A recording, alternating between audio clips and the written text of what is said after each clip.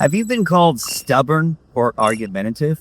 Well, let's discuss. My name is Bart Baggett. I'm a professional handwriting expert, and those two qualities are qualities that show up in individual letters in handwriting, and I'll show you a picture of those in a second. But first, let's talk about what the idea of stubbornness is or argumentative, because most people would think those are very negative qualities, and they generally are. The most common misconception I hear about the word stubbornness is people think, oh, I hold to my beliefs, so I'm stubborn. That's a good thing.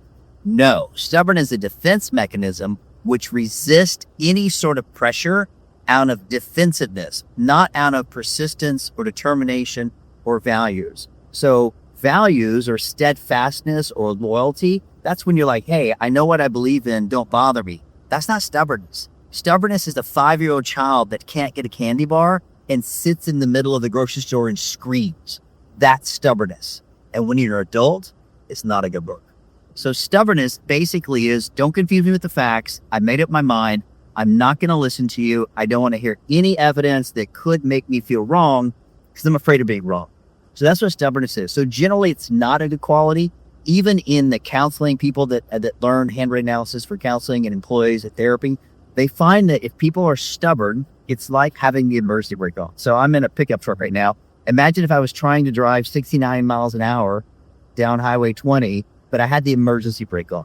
It would be very difficult to move very fast. And same thing when you're trying to change yourself or you're changing other people. If they have stubbornness as part of their personality, that's going to be difficult for them to think about something new and or give up a belief, give up a habit, any kind of change. So the interesting aspect of stubbornness is it's basically a frame.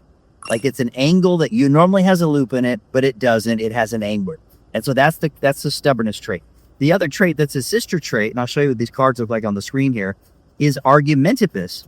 Argumentativeness is basically an upside down stubbornness, right?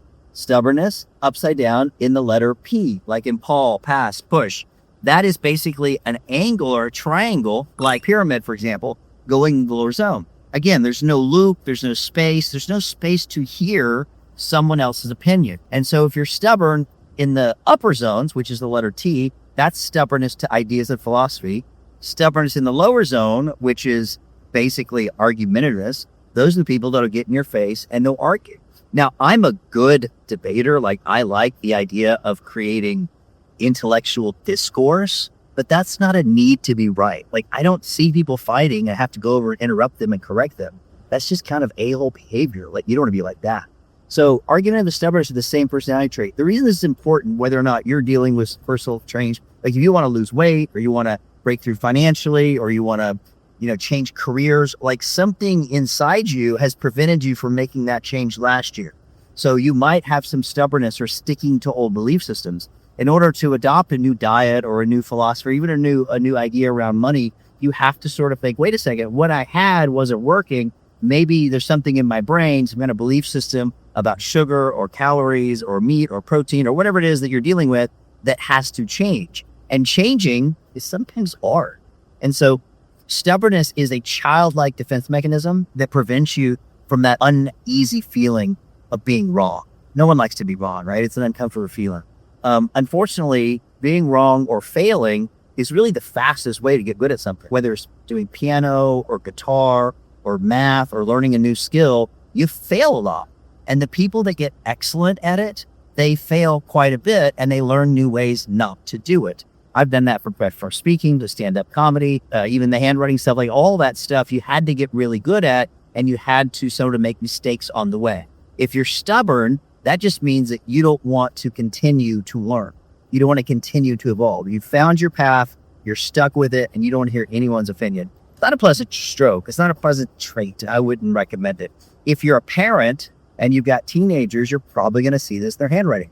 I'll show some examples of stubbornness across the screen here. Stubbornness, remember, is a brace in the letter D or T in the stem. That's stubbornness about ideas, philosophy. Don't tell me what to do. I'm right. I'm 15. I know what's best for me. But in the lower zone, it becomes argumentative. And remember, argumentativeness and aggression are very similar personality traits. If you have the 101 or 301 trait dictionary, those are courses from Handwriting University. For those of you that want to get certified, like really understand how these traits interact with people. So when you meet someone, you can look at their writing and you know how stubborn they are on a scale of 1 to 10, how compassionate they are, how loyal they are, etc.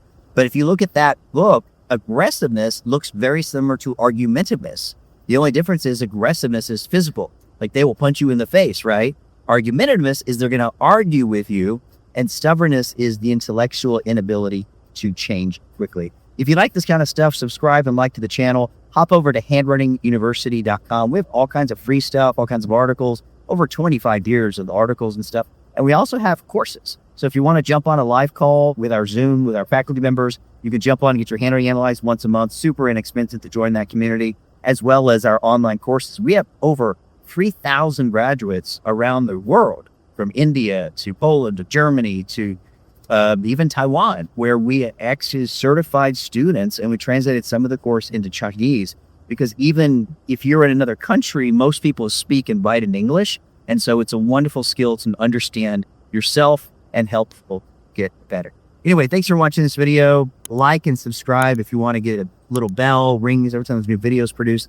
This is our new Handwriting University channel here on YouTube. We'll also put this on TikTok and our social media channels. But man, get involved. We have a newsletter goes out every couple of weeks.